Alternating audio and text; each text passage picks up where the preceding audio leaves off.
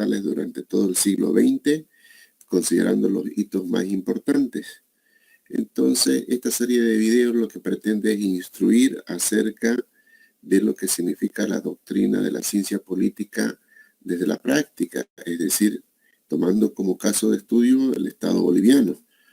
Es así de que vamos a comenzar en ese recorrido por diferentes formas de gobierno que se han dado a lo largo de la historia en nuestro país y que va a ser muy ilustrativo en torno a la teoría de la doctrina de la política o de la ciencia política que nosotros vamos a ir revisando. ¿Cuál es la metodología que vamos a utilizar?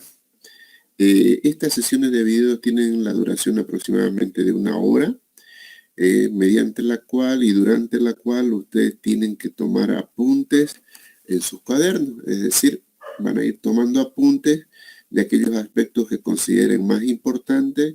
Es la proyección de prácticamente una película donde vamos a ver esta historiografía de la política boliviana, de esos hechos trascendentales, y luego al final de la sesión voy a tener habilitado un formulario en la plataforma Moodle en una sección que dice controles de las sesiones de video. Esto lo vamos a hacer de manera periódica durante el semestre.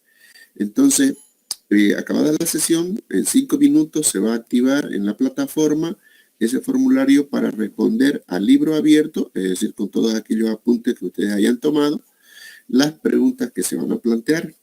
Voy a plantear 3 preguntas siempre por cada sesión. Entonces van a disponer de unos 20 minutos para responder con calma esas 3 preguntas. En realidad podrían hacerle en un tiempo mucho menos, en 5 minutos es suficiente para responder, pero siempre voy a dejar un amplio margen de apertura del formulario. Al cabo de los 20 minutos este formulario ya no va a estar habilitado para responder.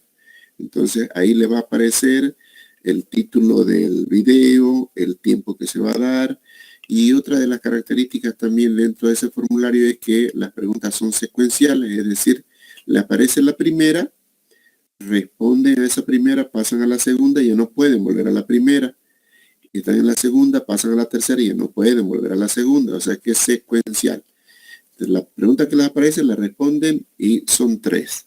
Entonces, de esa manera vamos a acumular una información muy importante que vamos a poder contrastarla con la teoría de la doctrina de la política económica que vamos a ir estudiando mediante las clases, ¿ya?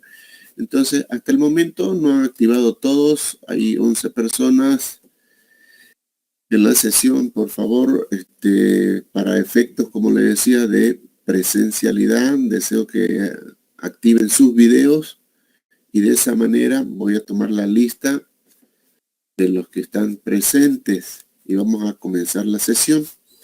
Para ello, yo voy a silenciar mi micrófono y voy a pasar a proyectarle el video.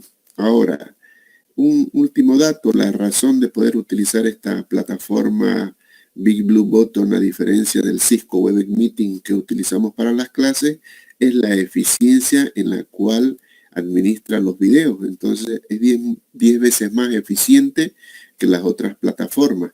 Por eso la tenemos embebida en nuestra plataforma Moodle también. Entonces esa es la importancia y esa es la diferencia. Entonces, de acuerdo a la actividad que tengamos, yo cambio la plataforma y ahí siempre le va a aparecer el link que vamos a utilizar en nuestra plataforma asincrónica Moodle, ¿no es cierto? Porque estas son plataformas sincrónicas. Entonces, voy a proceder ya con todos los que han activado ahorita su video. Bueno, esos son los que están en la lista. Listo. Ahora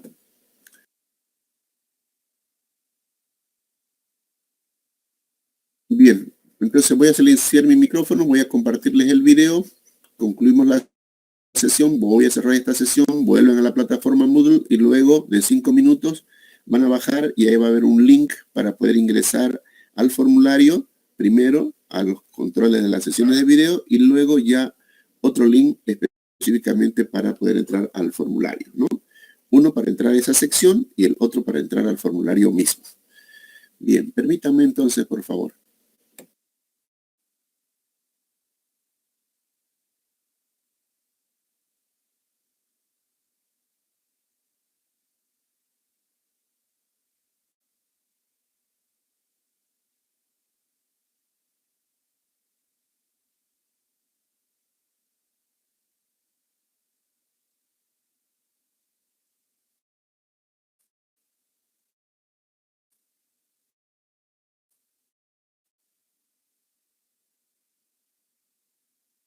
Un momento.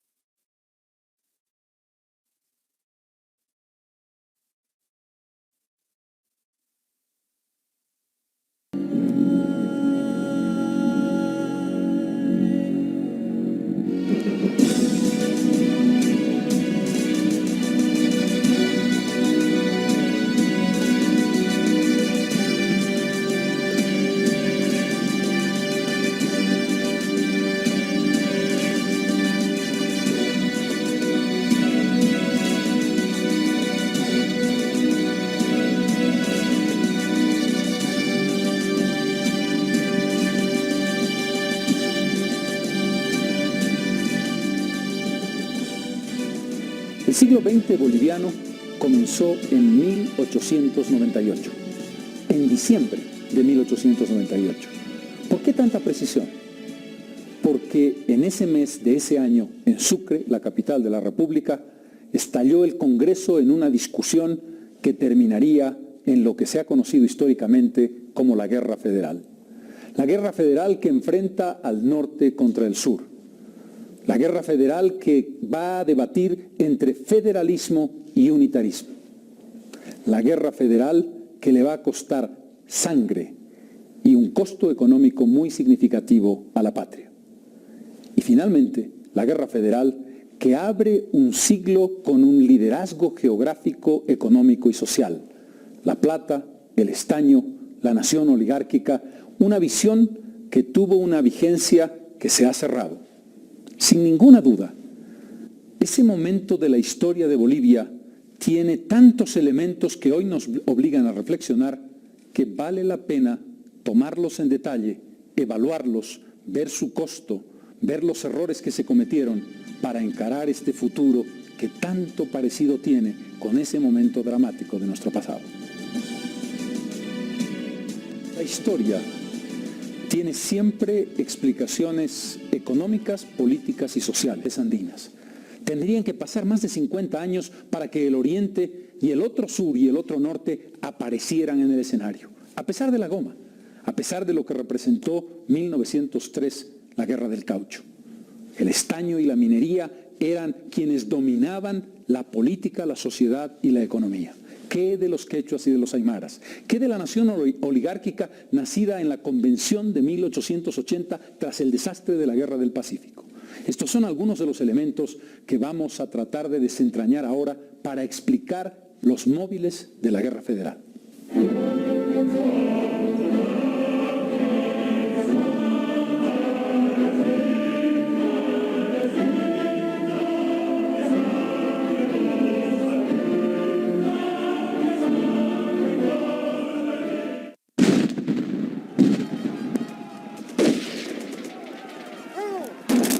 Era el 10 de abril de 1899. 4.000 bolivianos se habían enfrentado en los campos de Paria en lo que se llamó la Batalla del Segundo Crucero. Era el fin de una etapa de la historia. Cambiaba un siglo, cambiaba la capital, cambiaba el destino de Bolivia hacia el siglo XX. Tres grandes protagonistas tuvieron que ver con ese momento dramático. Severo Fernández Alonso, el presidente constitucional de la República, el coronel José Manuel Pando, jefe de los liberales y miembro de la Junta de Gobierno, y Pablo Zárate, el temible Vilca, el líder de un levantamiento indígena como no había visto el país desde 1781. El siglo XIX boliviano tuvo un momento crucial en la Guerra del Pacífico. Después de la derrota, se reúne la Convención Nacional de 1880 para construir lo que se ha denominado históricamente como la Bolivia oligárquica. Un país que duró casi 60 años, entre guerra y guerra, hasta que llega la Guerra del Chaco. Es un contexto en el que conservadores y liberales van a dominar el escenario político. Hay estabilidad y democracia, una democracia restringida, en la que, sin embargo, los presidentes se alternan en el poder. Es una visión política dominada por la economía de la plata. Los grandes propietarios de minas, como Gregorio Pacheco y Aniceto Arce, ocuparían la presidencia de la República.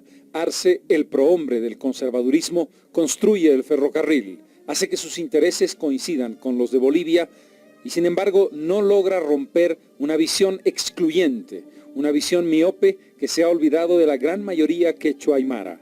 Bolivia es, en el siglo XIX todavía, un país esencialmente andino, cuyas principales poblaciones están por encima de los 2.500 metros de altura.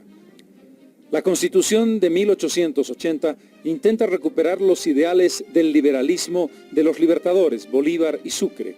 Intenta reforzar el concepto de la propiedad individual como sacrosanta. Y por supuesto busca un modelo que está en Europa, una Europa que se parece muy poco a este país indígena con una tradición de tierras de comunidad y una lógica quizás distinta a la del occidente clásico. Pero los liberales bolivianos se olvidaron de que la depresión económica, la falta de productividad, sobre todo después de la independencia, generaba un vacío que tuvo una sola forma de cubrirse. El ingreso más importante del Estado no fue impuestos sobre comercios, impuestos sobre minería, ni nada de fueron impuestos sobre los indios. El tributo fue la fuente más importante del Estado. Son dos mundos paralelos hasta que uno acabaría agrediendo y destruyendo o intentando destruir al otro. Pero hay que reconocer que el proceso de conservadores y liberales es un proceso que comienza con la modernización.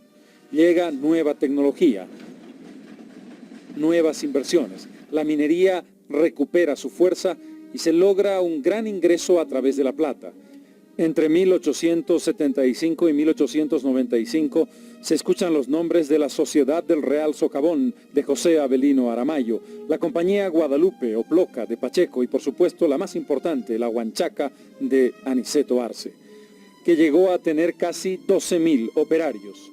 Altos niveles de ley de mineral, la explotación de estas tres grandes minas cubrió una parte mayoritaria de la producción total de plata de Bolivia.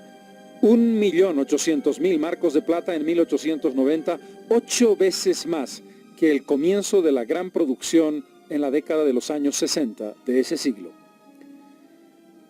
Esto permitió un concepto de modernización de Bolivia que sin embargo no pudo resolver las tensiones internas en política entre liberales y conservadores, ambos con un mismo ideario económico, pero con diferencias de matiz en algunos casos y por supuesto de confrontación personal en otros.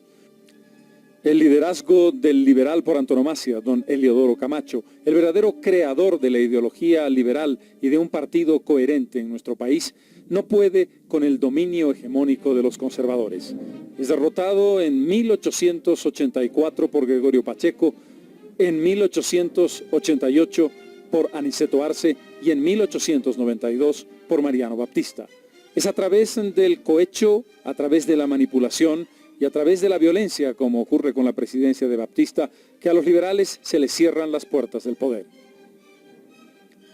Pero es también la confrontación entre el norte y el sur.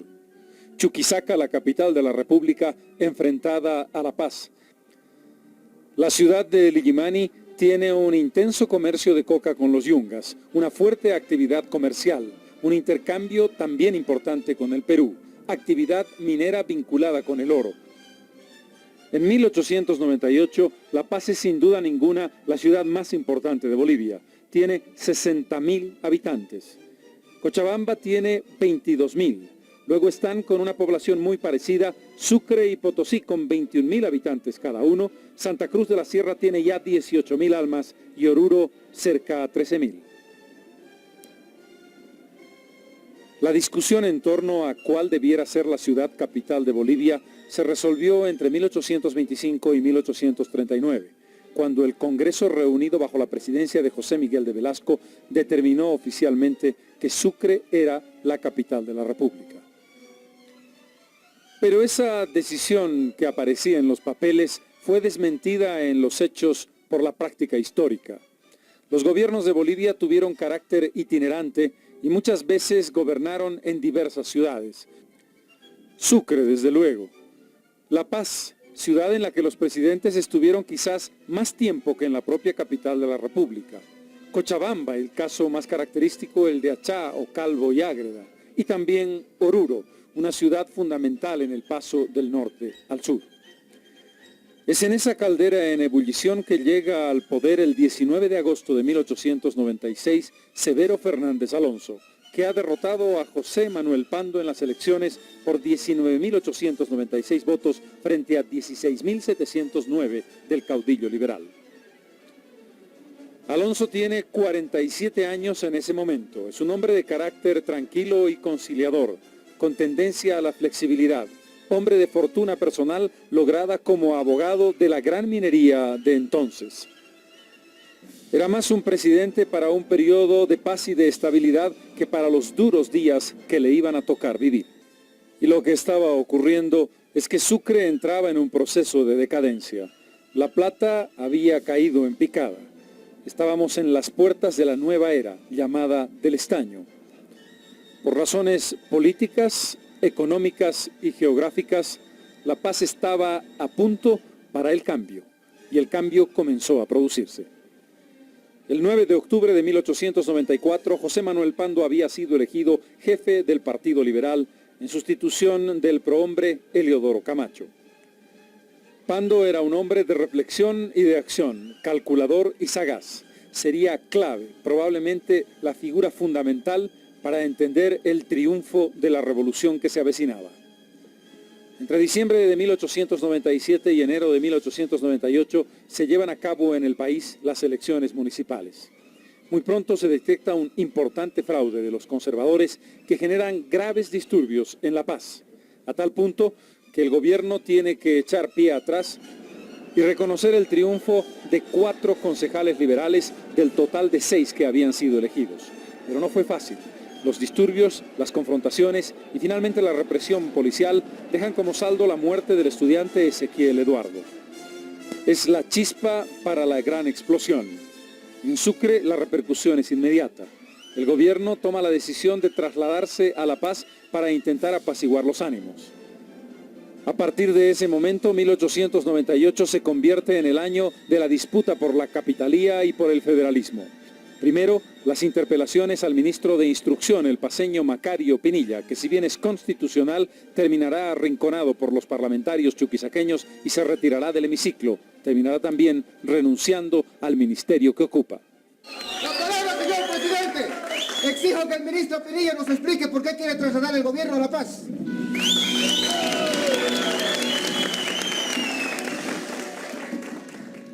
Es el principio del fin. Son los últimos días, los chuquisaqueños todavía no lo saben, de Sucre como capital real de la República. Luego vendría la disputa, la guerra y el cambio de sede de gobierno, igual que el cambio de destino de un país que pasa de un mundo conservador a un mundo liberal, pero que pasa sobre todo del sur al norte, un eje que había controlado el país a lo largo de la época colonial y que va a trasladarse para el liderazgo paceño durante todo el siglo XX.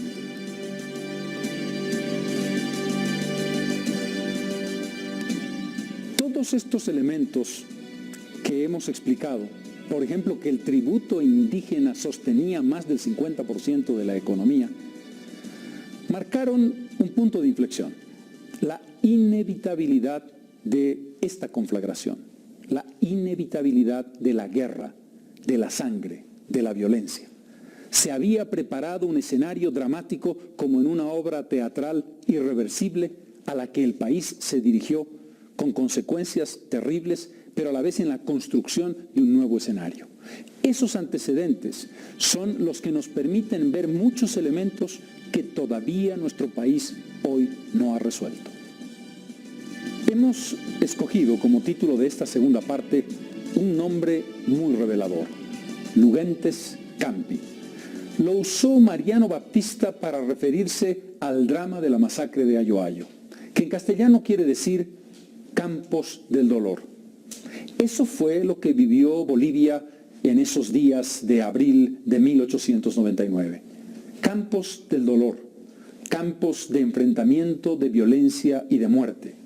Una confrontación que mezcló a los blancos, entre comillas, con los indios, primero utilizados y luego desbordados, porque también tenían su propio proyecto.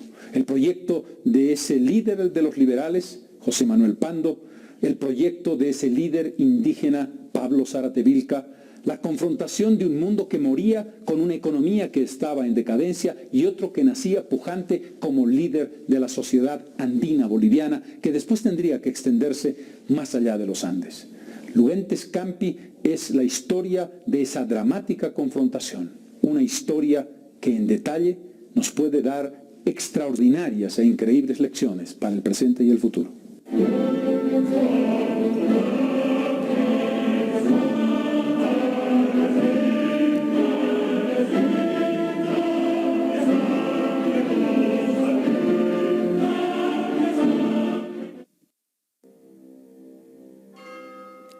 Era la hora cero de la guerra civil, la confrontación inevitable entre norte y sur. En junio de 1898, Santa Cruz y Tarija logran cesiones de Chuquisaca en el conflicto de límites por las regiones de Cuevo e Ibo, alrededor de 4.000 leguas cuadradas, a través de una ley de transacción del Congreso. A cambio, Santa Cruz y Tarija comprometen sus votos en favor de una ley que obligue al gobierno a quedarse en Sucre de manera permanente. El 29 de octubre entra la batalla decisiva a nivel congresal. El diputado cruceño Nicolás Ortiz interpela al ministro Pinilla por la intención del gobierno de trasladarse a La Paz. Y el 31 de octubre, un grupo de diputados presenta a la Cámara un proyecto de ley de radicatoria. Hasta el 18 de noviembre el debate es intenso y finalmente el Congreso aprueba la ley de radicatoria con este texto. Artículo primero. El Poder Ejecutivo residirá permanentemente en la capital de la República, salvo los casos determinados por la Constitución Política del Estado. Artículo segundo. Si llegaren los casos previstos anteriormente, el Ejecutivo solo podrá permanecer fuera de la capital de la República durante el periodo de las funciones legislativas, debiendo restituirse a su asiento ordinario inmediatamente después de la clausura de las sesiones. Para los representantes paceños esto es simple y sencillamente intolerable. Claudio Quintín Barrios, jefe de la Brigada Paceña, José Santos Machicado, Isaac Soria Campero, Abel Iturralde, Pedro Kramer, Martín Villalobos, Ezequiel Suazo, José Borda, los senadores Sabino Pinilla y Federico Suazo se retiran airados del Parlamento y se retiran airados de Sucre. Con ellos va también don Macario Pinilla, ministro renunciante.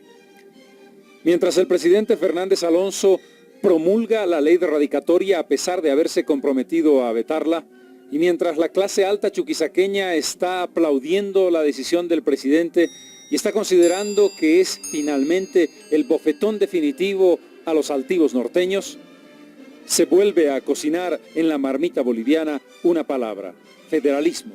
Los disturbios paceños de noviembre, cuando se enteran de la ley de radicatoria como proyecto, y finalmente la reunión del 12 de diciembre de 1898 que establece el nacimiento de la Junta Federal, plantean el renacimiento de una vieja idea boliviana. Los conceptos federales para romper el centralismo tenían antecedentes en nuestro país en la segunda mitad del siglo XIX. En la Convención del 71 es donde sale el federalismo, pero quienes lo enarbolan son los cochabambinos. La Paz estaba en contra de Evaristo Valle. El gran legislador paceño, hombre público muy destacado, se opone radicalmente. Y el portavoz, el portaestandarte del federalismo en ese momento fue don Lucas Mendoza de la Tapia. Y luego, en Santa Cruz, el movimiento de Andrés Ibáñez, la gente cruceña no lo siguió. No lo siguió por ambas cosas, porque en Santa Cruz la idea federal yo no la veo como también se ha hecho un poco el mito. Ese 12 de diciembre se plantea la ruptura definitiva entre La Paz y Sucre, al constituirse la llamada Junta Federal, que plantea un gobierno que desconoce al presidente constitucional Severo Fernández Alonso. Constituida la Junta por José Manuel Pando, coronel, senador por Chuquisaca, que paradójicamente había votado en favor de la ley de radicatoria. Macario Pinilla, exministro de Fernández Alonso, y Serapio Reyes Ortiz, que hasta entonces había sido prefecto también del presidente Alonso en La Paz. Secretario de la Junta, don Fernando Eloy Guachaya. La guerra civil ha comenzado. El presidente Alonso traslada a sus tropas desde Sucre, capital de la República, hasta Oruro, que sería a lo largo de la contienda su cuartel general. Acompañaban en el mando militar al presidente los generales Pedro Vargas y Julián María López, y era jefe de Estado Mayor el general Eusebio Herrero. La decisión del Ejército Constitucional, llamado así por el nombre del partido político de Severo Fernández Alonso, hoy conocido como conservador, es tomar La Paz o por lo menos bombardearla. Para ello, el ejército se traslada desde Oruro hasta Viacha, casi a las puertas de la que sería sede de gobierno. Las fuerzas federales están en problemas. Su parque militar es casi inexistente y no tienen la condición para enfrentar al Ejército Nacional que comanda Alonso. Pero una exitosa gestión del ex embajador Claudio Pinilla, ahora agente federal en Lima, permite a los federales contar el 5 de enero con 1.500 rifles Mannlicher, 500 carabinas Winchester, 500.000 proyectiles y 1.200 uniformes completos. Pero ¿hubiese sido posible el triunfo federal sin esa carta inteligente pero riesgosa de Pando llamada el movimiento indígena? La historia de la guerra federal no puede entenderse sin ese contexto y sin esos protagonistas. ¿Por qué los indígenas comandados por Pablo Zárate Vilca tienen un papel tan importante y cuáles son realmente sus objetivos? En 1866, Mariano Melgarejo decreta la obligatoriedad para los indígenas de recabar sus títulos de propiedad pagando por ellos. Les da un plazo de 60 días y después empieza a rematar las tierras en pública subasta. En 1874, Tomás Frías establece lo que se conoce como la ley de exvinculación. ¿Qué quiere decir? La base de la disposición es el concepto de propiedad individual. La ley reconoce la propiedad soberana y personal de los indios sobre su tierra, pero rompe la comunidad. Por eso se impone el término exvinculación, porque fractura la base de la relación histórica del indio con su tierra. Vanos habían sido los esfuerzos de Morales y su ministro Casimiro Corral de revertir esa situación.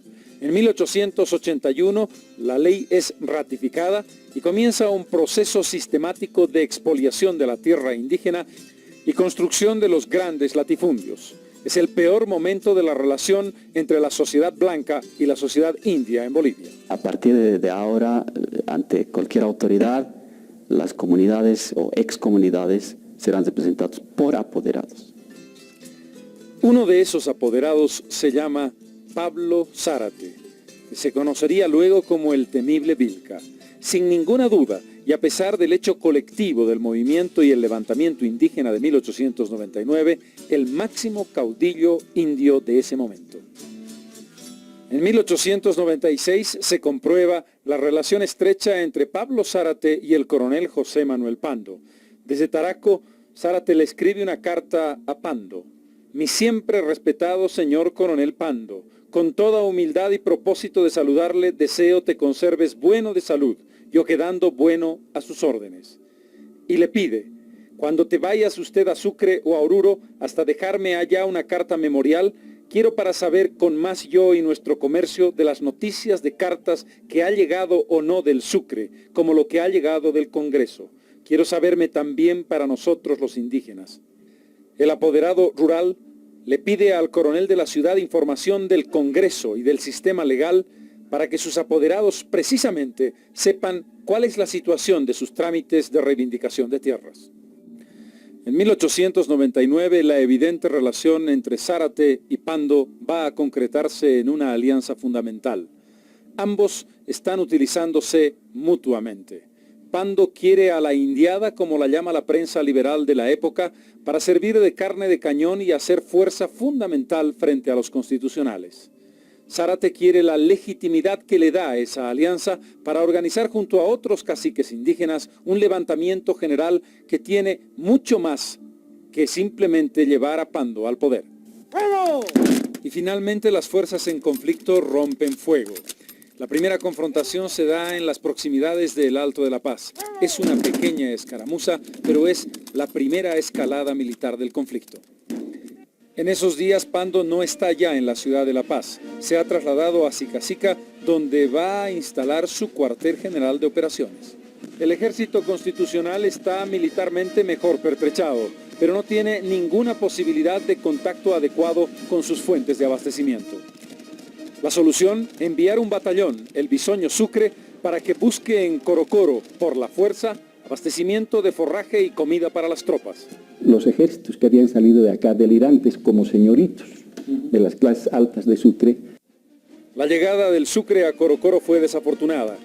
El recuerdo de los húsares que estuvieron 10 días antes cometiendo grandes abusos contra la población y los indígenas provocó el permanente hostigamiento tanto dentro de la población como fuera de ella. En pocas horas, Corocoro quedó totalmente rodeado. Los jóvenes oficiales de húsares, que apenas tenían 10 tiros, no pudieron defenderse adecuadamente. Lo único que les quedaba era la fuga. No habían podido conseguir ni pertrechos ni vituallas. Además, tenían que intentar salvar sus vidas.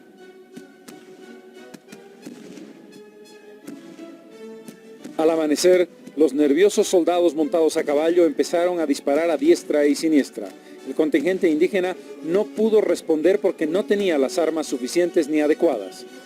El saldo, 27 indios muertos, 2 muertos del batallón Sucre y el resto se da a la fuga.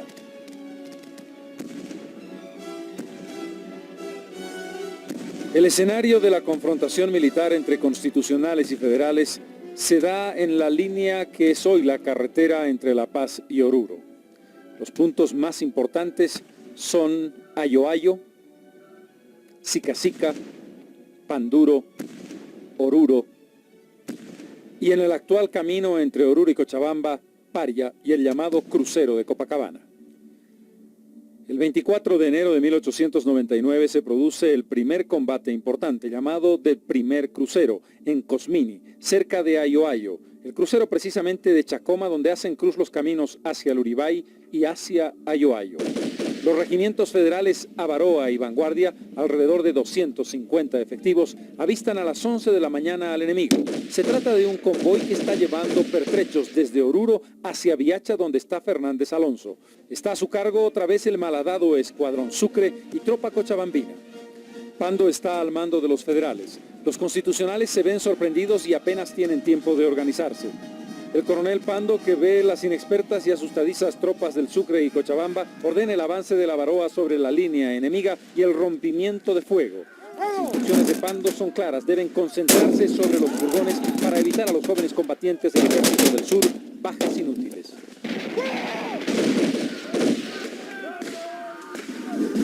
El historiador Ramiro Condarco relata: las fuerzas constitucionales mantienen fuego nutrido durante 12 minutos. En tanto, 2 furgones han retrocedido hacia Ayoayo.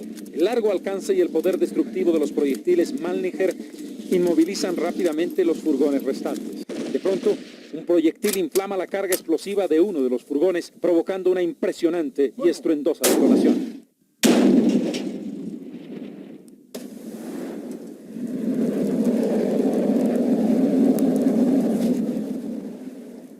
Este casual y curioso hecho desata el pánico y termina por desbaratar las filas constitucionalistas que se dan a la fuga. Las tropas derrotadas en retirada deciden dejar en Ayoayo para que descansen y se recuperen precisamente al grupo de soldados que están heridos bajo la protección del capellán José María Fernández de Córdoba. Sería una decisión trágica. Una impresionante multitud indígena se había congregado alrededor del combate del crucero y se lanzó en persecución de la tropa dispersa. Una gran parte llega a Ayoayo, la sitia y en horas de la tarde entra en el pueblo enardecida. El grupo de heridos y el capellán se refugian en el templo creyendo que es un lugar seguro, pero es una decisión absolutamente inútil. La muchedumbre llega hasta las mismas puertas del templo. Primero asesinan a uno de los vecinos, Blacut, que queda en medio de un charco de sangre, dice Ramiro Condarco, tibia y vaporosa, convulso todavía su cuerpo martirizado. El pequeño templo de Ayoayo fue el escenario de la más brutal y bárbara hecatombe. La sangre de las víctimas enrojeció su suelo palmo a palmo. Las escenas de terror comenzaron en el patio de ingreso, precedido de pequeños arcos de piedra. Llegaron a los umbrales del edificio y terminaron en el atrio. Allí perdieron la vida a manos de la multitud enfurecida 27 soldados del Escuadrón Sucre, tristemente arrastrados por la irresponsabilidad de gobernantes y revolucionarios a la tormenta de una guerra sangrienta y cruel. Allí murió el jefe Melitón Sanginés y, por supuesto, el sacerdote José Rodríguez y el capellán José María Fernández de Córdoba.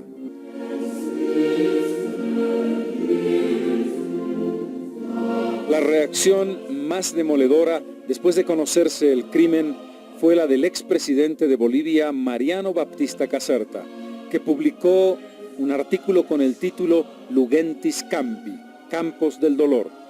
Allí deja ver la visión profundamente racista de toda una élite de poder que no puede aceptar al mundo indígena. ¿Qué hay en el fondo tenebroso de esos seres?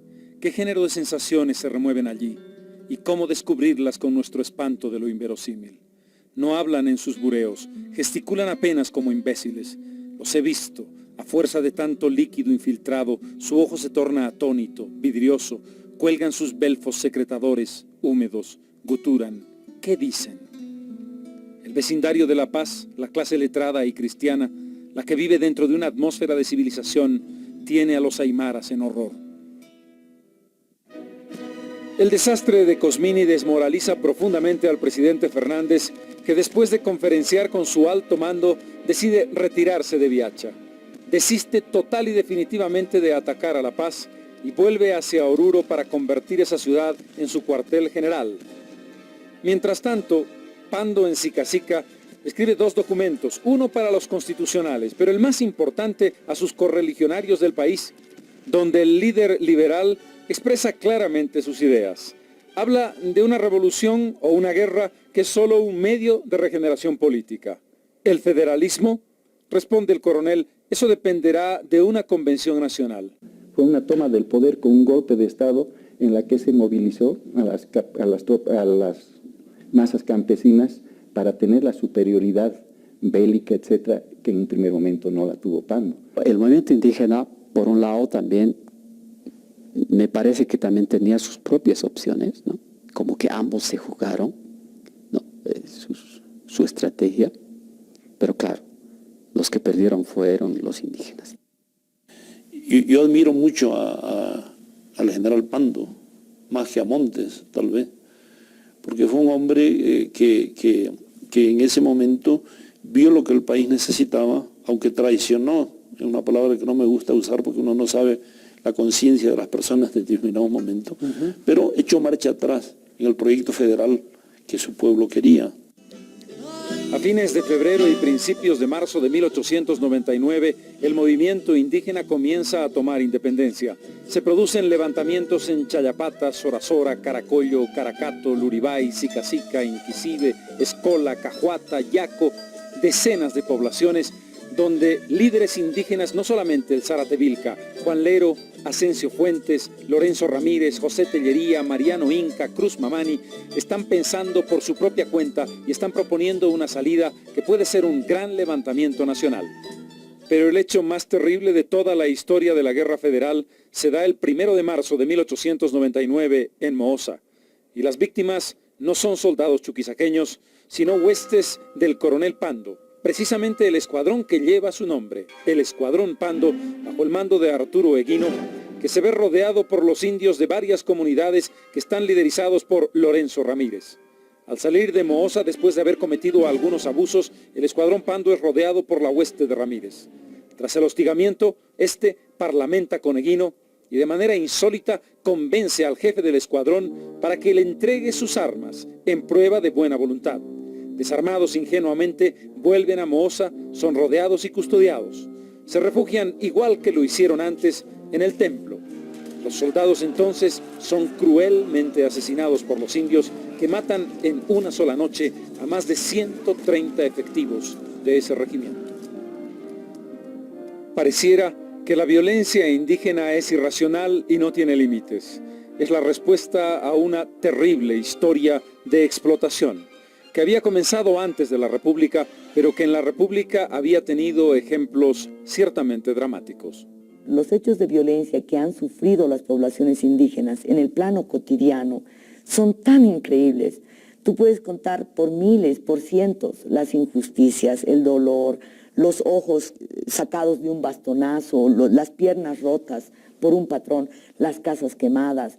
Lo que ha hecho Roberto Choque, la enumeración de los daños, ¿sí? Contar las ovejas que han quemado, las llamas, la pérdida de capital productivo.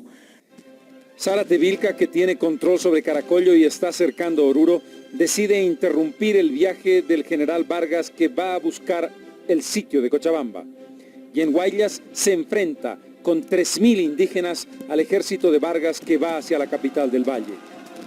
Tras 3 intentos de ataque en verdaderas oleadas suicidas, 150 indígenas quedan muertos en el campo de batalla tras los disparos del ejército constitucional. Vargas iba en vano a Cochabamba, que había rendido ante los federales el 23 de marzo.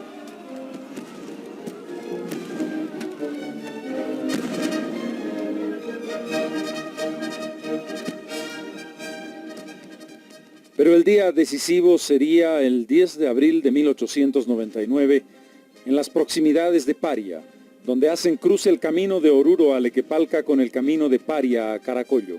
Allí había un cebadal que ocupaba aproximadamente 12 hectáreas, donde se instaló el ejército federal del coronel Pando. Delante suyo, un contingente importante de indígenas con algunos tiradores y gente de a caballo, protegiendo y cubriendo a los federales. Detrás, los indígenas de Humala para cubrir la retaguardia. El presidente Severo Fernández Alonso sale de Oruro y desconoce que Pando está en las inmediaciones de Paria. Cuando llega, encuentra a los indígenas y envía a 2 escuadrones, Húsares y Bolívar, que tienen el primer contacto armado y dejan más de 30 indios tendidos en el campo sin darse cuenta todavía de la presencia de los federales.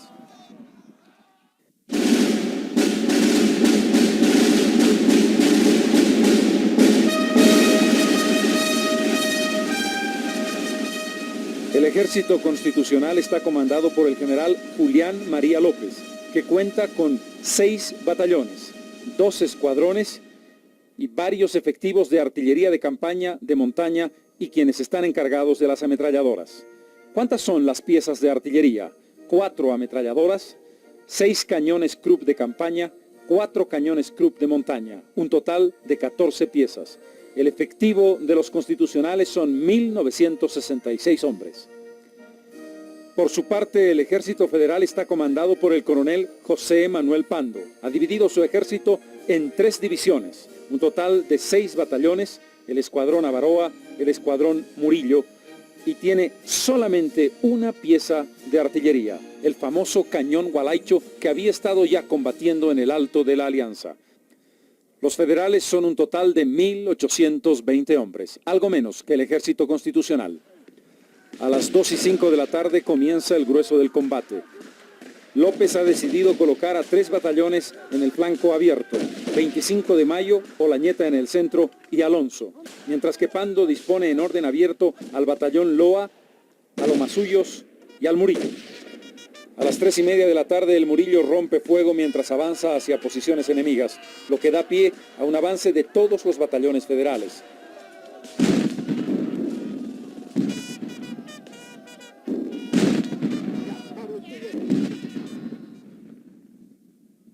Los constitucionales contraatacan, presionan sobre el Murillo, lo que fuerza a la Avaroa de reserva a entrar en combate. En el fragor de la batalla, López ordena la entrada en acción de la reserva, batallones Aroma y Sucre. Los del Aroma se niegan en rotundo a combatir, lo que genera una desmoralización colectiva en el ejército constitucional. Además, el batallón 25 de Mayo y el Olañeta flaquean porque se les ha agotado la munición. La defensa queda en manos del batallón Alonso, que resiste un tiempo más y termina por cubrir la retirada del Olañeta y el 25 de mayo. Es el atardecer de ese 10 de abril. El presidente Severo Fernández Alonso se da cuenta de que la batalla está perdida y ordena la retirada definitiva hacia Oruro. El triunfo del coronel Pando es definitivo, tanto que todas las piezas de artillería son capturadas por los federales en un campo de batalla desolado con más de 250 muertos y más de 300 heridos de ambos bandos.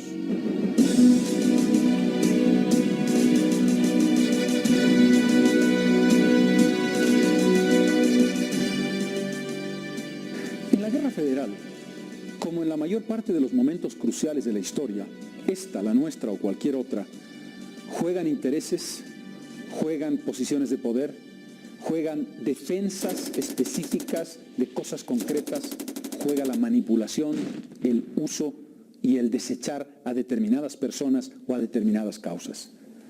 Esa alianza circunstancial dramática, con casos como el de Mohosa, por ejemplo, entre los liberales y los aymaras, fue un ejemplo de ese concepto de uso, de ese concepto de manipulación, de ese concepto de intereses ocultos detrás de aquellas cosas que eran bandera.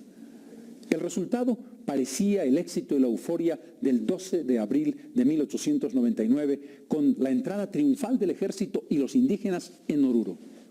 Pero todavía venía un desenlace, la pregunta fundamental sobre el federalismo. ¿Cuál fue la bandera de los liberales para derrotar a los conservadores? ¿Cuál fue la bandera de la paz para derrotar a Sucre? El federalismo. Bolivia debía convertirse en una nación federal, que no era una idea nueva, que era una idea que desde Ibáñez, pasando por Lucas Mendoza de la Tapia, se había debatido de manera muy importante en el propio Congreso boliviano. Pero en todo caso, en la Guerra Federal era la bandera de combate. ¿Qué pasó con el federalismo? ¿Qué hizo el caudillo ganador de la Guerra Federal, José Manuel Pando, con la demanda de la paz para ser capital de la República? ¿Qué hizo el propio Pando cuando tuvo que decidir entre la Bolivia federal y la Bolivia unitaria? ¿Qué fue lo que devino finalmente en la relación circunstancial entre Pando y Zárate Vilca? ¿Cuál fue el desenlace de ambos personajes? ¿Cómo terminaron sus vidas, Zárate y Pando? ¿Cómo devino el futuro de Bolivia en ese 1899?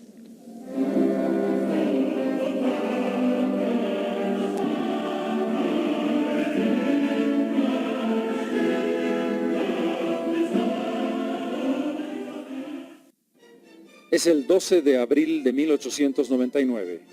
El coronel José Manuel Pando entra triunfante a Oruro y a su lado está el caudillo Pablo Zárate Vilca con sus huestes que invaden la ciudad del Pagador. Es una presencia pacífica, pero ya se están adelantando los hechos que van a dividir definitivamente a federales de indígenas. Pando está preocupado y ha adelantado ya varios telegramas indicando que hay que frenar la expansión de los indígenas. Represión es la palabra que se usa. Ya no son necesarios los servicios bélicos de la raza indígena, es la frase que con un alto grado de cinismo están diciendo los liberales. Pocos días después, la ilusión de un gran levantamiento que aparentemente estaba previsto para el 3 de mayo va a caerse en pedazos con la detención de los líderes indígenas. En tanto, el presidente Severo Fernández Alonso ha hecho mutis por el foro. Ha abandonado Bolivia, resignando la presidencia de la República.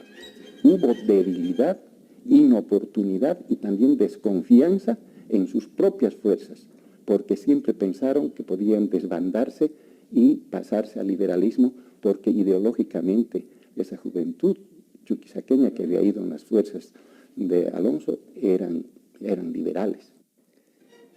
La Paz, huelga a decirlo, vive una verdadera euforia. El triunfo se ha conocido el día 12, se hacen marchas, juegos florales, celebraciones de todo tipo. La Junta Revolucionaria decide hacerle un homenaje especial al coronel vencedor de la Guerra Federal. Pero la decisión más importante se da el 15 de abril.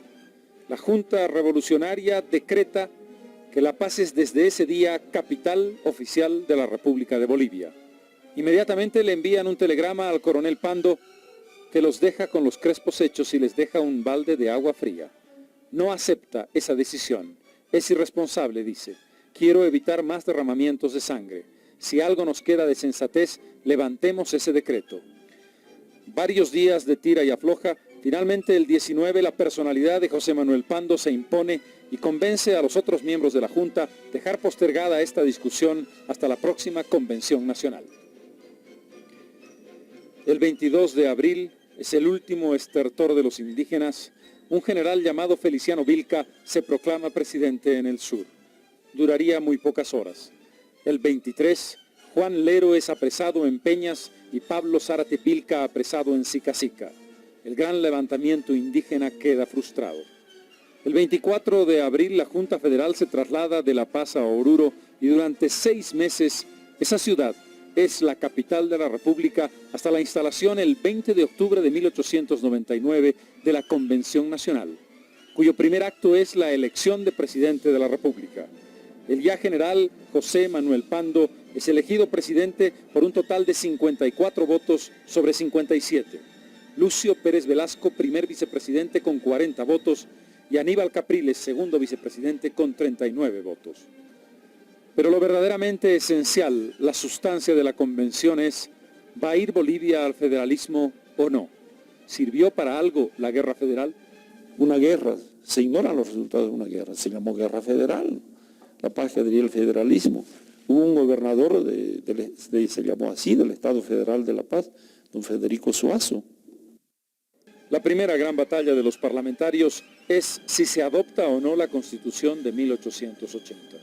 Tras arduo debate, se impone la mayoría por adoptar la Constitución mencionada. Es un triunfo que adelanta ya que no habría federalismo, porque es obvio, esa Constitución, como todas, habla de una república unitaria. A pesar de ello, se abre el debate sobre el federalismo. Quienes son favorables, lúcidos oradores como Ismael Vázquez o Federico Díez de Medina, Eufronio Vizcarra, Sabino Pinilla. Quienes están en contra del federalismo, Juan Misael Saracho, Eliodoro Villazón, Pastor Sáenz, entre otros.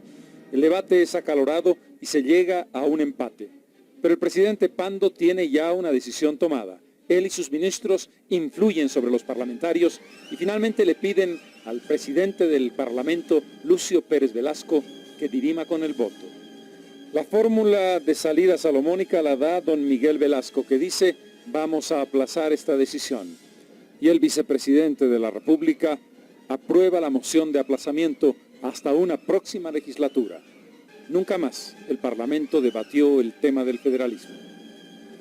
Mientras tanto, los caudillos indígenas Cruz Mamani, Juan Lero y Pablo Zárate el temible Vilca guardan detención en la cárcel de Oruro. Se han abierto contra ellos 2 procesos, uno por la masacre de Ayoayo y el otro por la masacre de Moza. Cruz Mamani intenta fugar y es muerto en la propia cárcel de Oruro. Juan Lero muere a los 60 años en prisión sin haber conocido su sentencia. Zárate Vilca tendría que esperar más de 2 años detenido. Finalmente se lo declara inocente en Ayoayo, pero se dice que Moza tiene que continuar el proceso. En 1903, camino a La Paz, dizque en intento de fuga, Pablo Zárate, el caudillo indígena, es muerto por sus custodios y así termina una de las etapas más impresionantes de la historia indígena de nuestro país. A Severo Fernández Alonso, el presidente derrocado, le tocaría todavía una larga vida pública, como embajador, como parlamentario y como miembro de la Corte Suprema de Justicia. Moriría en 1925 después de haberle prestado grandes servicios al país. En tanto, la figura cimera de la guerra federal, José Manuel Pando, va a gobernar durante 4 años a Bolivia. Le tocará enfrentar la guerra del Acre en 1903 y enfrentarla valientemente al frente de sus tropas a pesar de la derrota.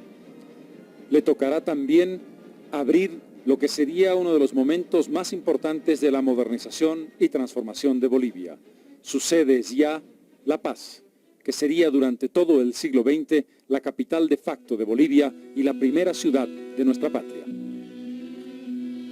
Ese nuevo país que nacía en 1900 no cambiaba, sin embargo, el eje de la Bolivia oligárquica que recién moriría con la Guerra del Chaco. Los liberales gobernaron hasta 1920. Fueron derrocados por sus hermanos disidentes, los republicanos. Y a José Manuel Pando le tocó un destino trágico. fue asesinado en 1916 en las alturas del Kenco, en la ciudad que más amaba.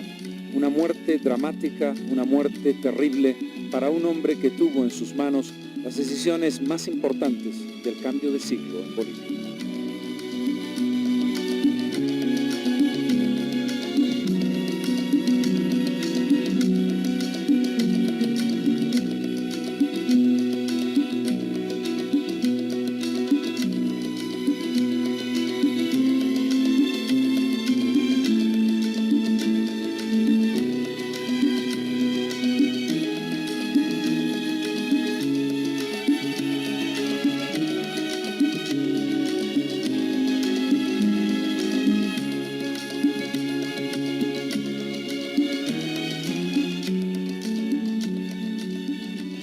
De 1899, en el Congreso reunido en Oruro, Bolivia no se convirtió en nación federal.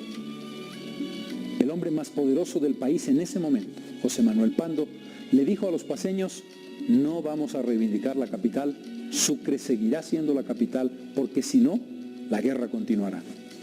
Y le dijo al presidente del Congreso: no quiero una Bolivia federal. Deja esto para las calendas griegas, que otro Congreso discuta si Bolivia será federal o no. Ahora reconocemos la Constitución de 1880. Y Bolivia no fue una nación federal. Zárate Vilca murió asesinado por quienes habían sido sus aliados.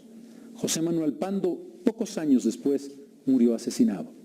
Destino trágico, el de ambos personajes. El de ambos personajes excepcionales que construyeron el siglo XX, como también lo construyó Severo Fernández Alonso, con el último esfuerzo por defender el concepto de constitucionalidad como él lo entendía. El futuro fue otro que aquel que se convirtió en bandera para llevar adelante la guerra, la muerte y la confrontación. Bolivia, en el siglo XXI, tiene que responder preguntas muy parecidas. Bolivia en el siglo XXI tiene que demostrarse a sí misma que es posible, sin violencia, sin confrontación y sin sangre, resolver los desafíos de la integración y de la inclusión.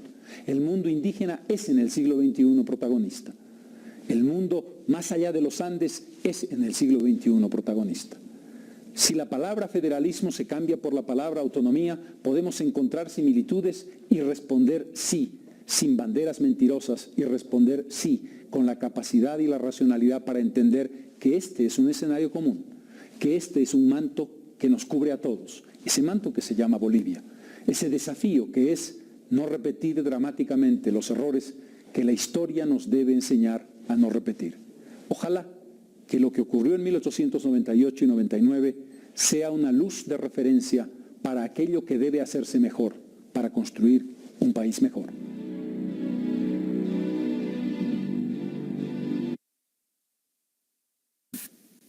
Bien, compañeros, con esto hemos dado por finalizado la sesión de video. En 5 minutos van a tener activado en la plataforma Moodle el formulario para responder a 3 preguntas sobre esta sesión. Que tengan buena tarde, compañeros.